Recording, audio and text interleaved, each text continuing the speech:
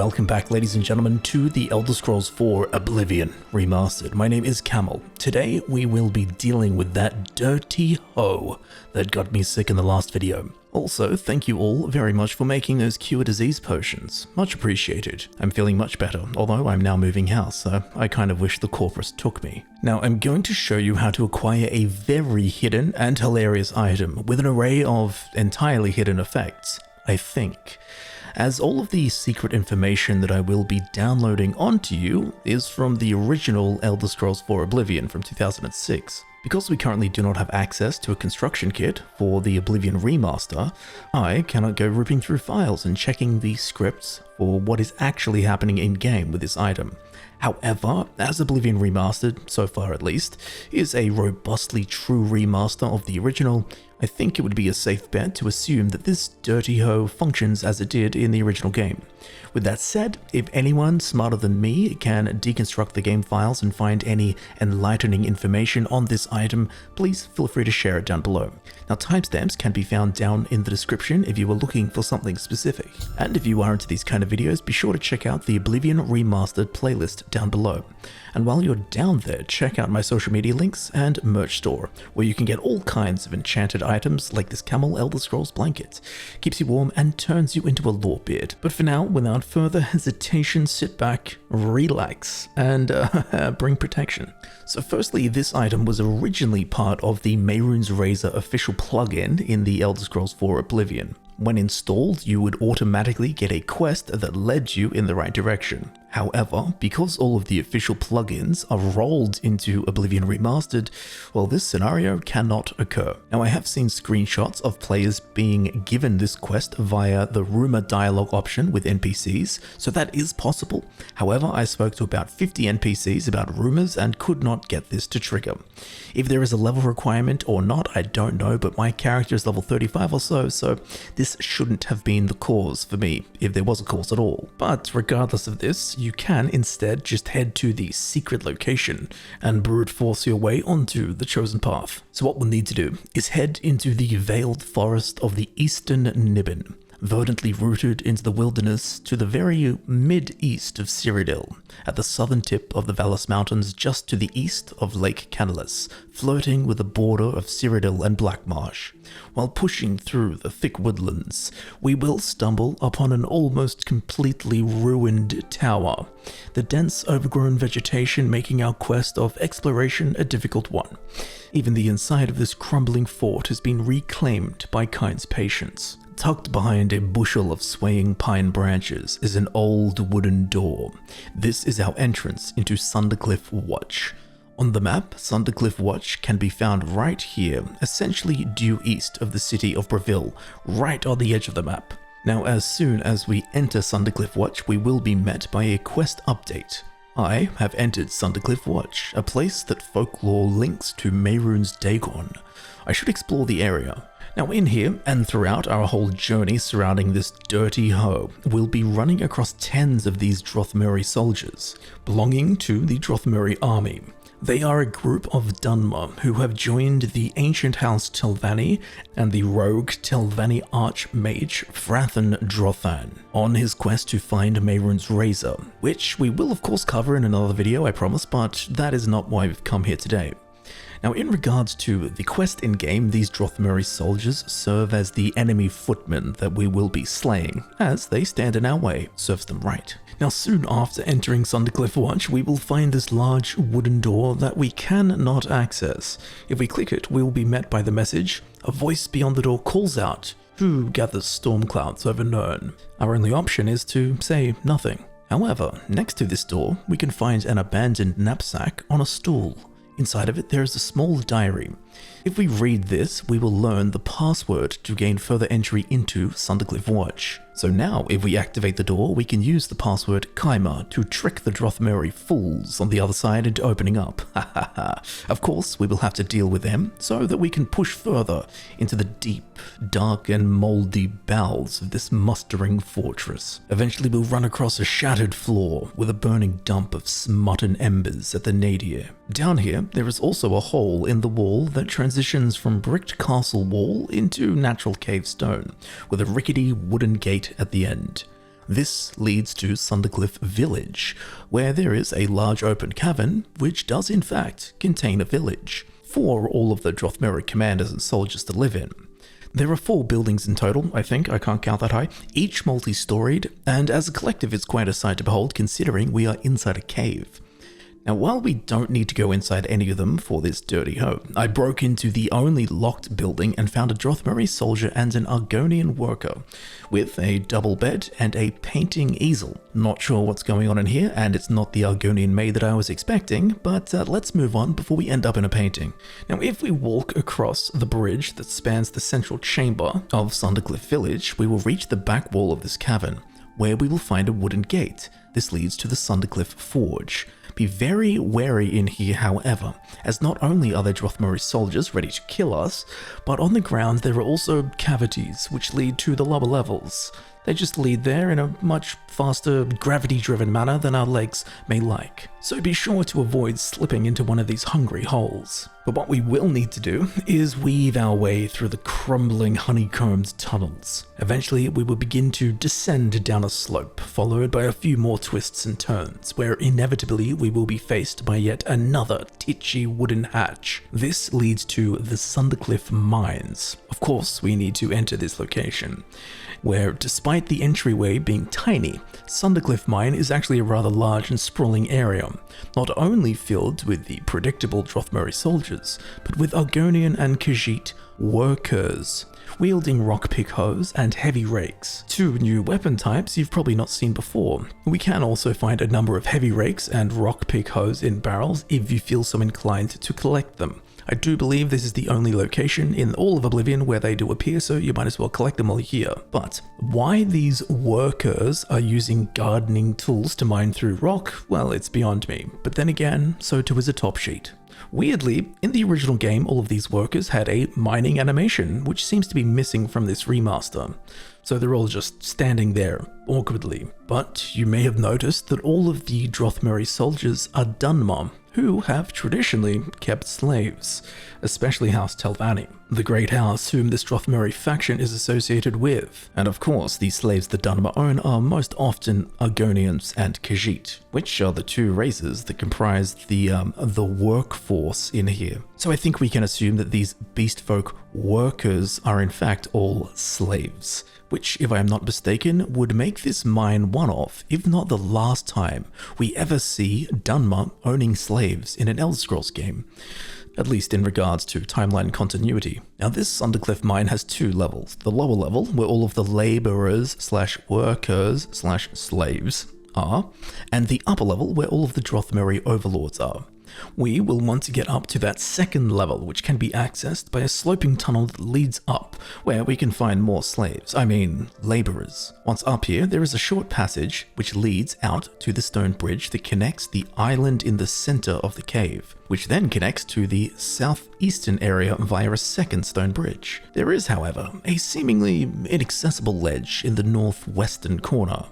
Because there is no bridge leading over there, and this dungeon is so damn long, and let's be honest, at a glance, or even a long gander, this inaccessible ledge looks boring and devoid of interesting things, so who check it out anyway? Well, that's one of the reasons no one knows what you're about to, as we can in fact jump across the gap between the central island and the northwestern ledge. Provided, of course, that your combination of speed, acrobatics, and athletics is high enough to allow such a feat of gymnastics. Once up here, however, it appears to be exactly what we thought it was, an old, dusty, cobwebbed corner of a cave. But there is one thing up here, which even once noticed, still seems as boring as Starfield's main questline, but unlike Starfield's main questline, there is actually something special here. A lone barrel with a single hoe resting in it. Now, there are plenty of hoes all throughout the Elder Scrolls 4 Oblivion and its remaster. They are just miscellaneous junk items. And even here in Sundercliff Forge, there are rock-pick hoes that are more easily accessed and can be used as weapons. So the majority of players who run across this lone hoe in a barrel wouldn't even look twice before disregarding it as a waste of space. But this item, this particular item, is much more special than it seems, so be sure to grab it, and we'll take a good look at it. Now firstly, we should clarify that this item is actually unique. As while there are a bunch of the weapon, the rockpick hoes, and there are an endless amount of the miscellaneous item, hoe, this one here is the only weaponized hoe in the Elder Scrolls 4 Oblivion Remastered. Not only that, but as we will discover in a minute, it's leagues more unique even than that. Firstly though, let's get into its stats. It is classed as a two-handed blunt weapon, so it is fair to compare it to other weapons of this class. Now the miscellaneous clutter item, the hoe, has very different stats to the rockpick hoe and this unique hoe, so don't even think about it. However, the stats of the rockpick hoe and this unique hoe are identical, with a base damage of 12, which puts it on par with an iron battle axe, which is the worst standard two-handed weapon in the game.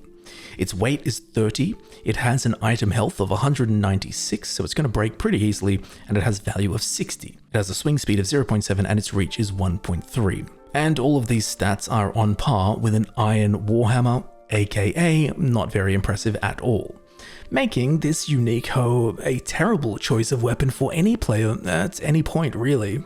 Once again, making it even more of a skippable item for the few who actually even found it. But where our hoe really gets its foothold in unique item legend is in its hidden effects. Now I wouldn't call these effects enchantments, as they're not technically enchantments, as they're not magical.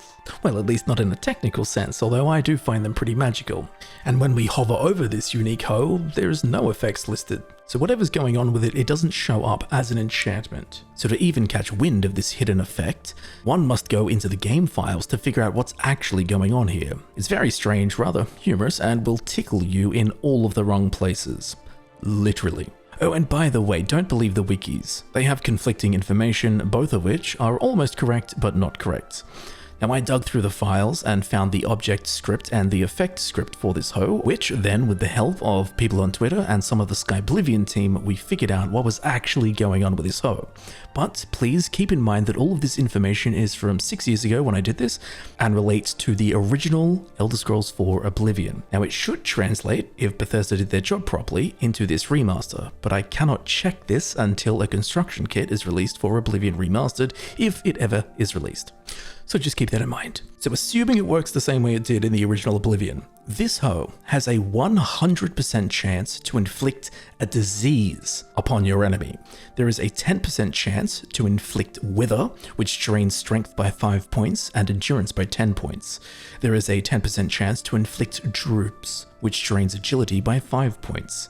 There is a 10% chance to inflict brown rot, which drains strength by 5 points and personality by 5 points. There is a 10% chance to inflict chills, which drains intelligence by 10 points, agility by 10 points, and willpower by 10 points.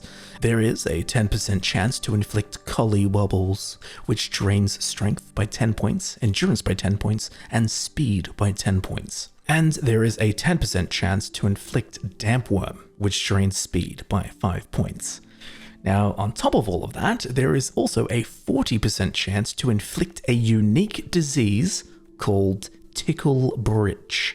This is a disease that existed in the base game of Oblivion but was never actually implemented into the game, so it could not be caught or spread until it was added into the game with this unique hoe via the Mehrunes Day 1 plugin, which is all wrapped into Oblivion Remastered. Now very interestingly, when you equip the hoe, it actually has a 5% chance to pass on Ticklebritch to the player character.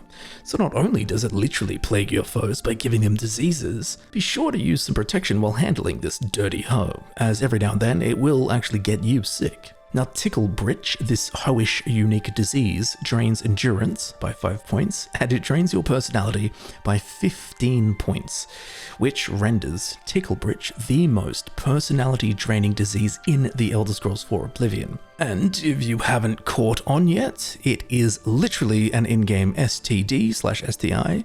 Its name Ticklebritch just means itchy pants. It's a disease that makes your pants tickle. And fittingly, it makes you much less popular by draining your personality by 15 points.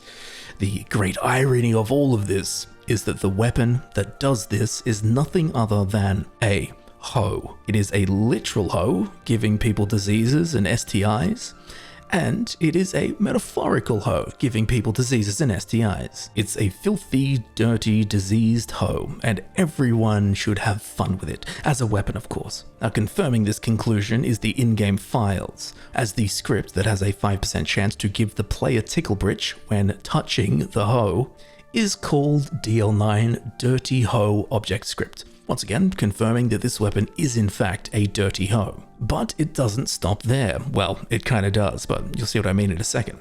As in the original 2006 Oblivion, when we actually find the hoe in-game sitting in the barrel, as we approach it, there is a fly buzzing sound effect applied to the item.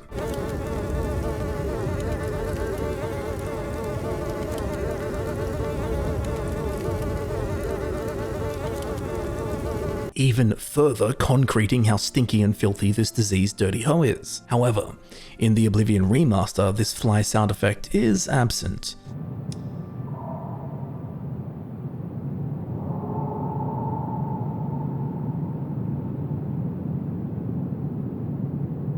An error or an intentional censoring, I cannot say. But overall, this is of course an Easter egg, and I personally find it infectiously hilarious. But along with the meme value of the hoe, it may find some practical use in-game. Hypothetically anyway. As while the damage output is pretty grim and not very good at all, the fact that the hoe applies diseases to the enemy theoretically could be devastating. It might even be feasible to use the hoe 10 or so times at the start of a fight with a strong enemy or boss. Because if you keep hitting them and apply all of the diseases wither, droops, brown rot, chills, collywobbles, dampworm, and ticklebritch, the compiled negative effects of these diseases will cripple your enemy somewhat. Combined, they will drain willpower and intelligence by 10 points, drain agility and speed by 15 points, drain strength and personality by 20 points, and drain endurance by 25 points. And because they are all diseases, they will be a permanent effect on your enemies. They can't cure them. So you will be able to crush your enemy's attributes within 10 or so swings of this dirty hoe. Then, once your foe has been permanently burdened and riddled with hoe-inflicted infections and left with itchy pants, you just change to a better weapon and have an easier fight. Now, like most things to do with the hoe, the effect/hidden enchantment is, well, it's weird. It's not actually classed as an enchantment, as in-game and in the game files, this hoe does not bear an enchantment, nor do these hidden effects even show up on the weapon when toggled over in-game. So if it's not an enchantment, that would make it a built-in effect, which it is, but it also has a charge, just like an enchantment does. Its charge, however, is a whopping 20,000, which is colossal when compared to other enchanted items. But each application of disease from the hoe only consumes one charge. So in essence, this unique hoe has 20,000 swings in it to spread disease and make people's pants itchy before it runs out of charge. As, because the charge of this built-in effect isn't an enchantment, it cannot be recharged like a normal enchantment. It just cannot be recharged at all. So 20,000 nether region infections and the hoe will finally succumb to its own plague. Although, I cannot imagine someone burning through all 20,000 charges. I don't think even the most elite hoes have that kind of mileage. So whether you get to the finish line or not, our unique dirty hoe has a lot of disease spreading to do. Overall, the hoe is a top-tier meta inside joke piece of content that we all secretly love. For me though, after last week's infection, I think I'll be steering clear of the hoe. But hey, I'm passing no judgment. Tell me how the hoe performs to you. May you swing it valiantly in the name of Periite. So, there you have it, young hero of Kvatch. You now know how to get the unique hoe, and you know all of its secrets. Assuming they are working in the remaster as they did in the original 2006 Oblivion. Now, if you do have any other information on the hoe and its arcane coding, please let me know down in the comments below. I'm sure there is more to this tucked away in Oblivion Remastered. Now I do hope you found this video helpful, I do hope you learned something new, or I just hope that you found this video enjoyable.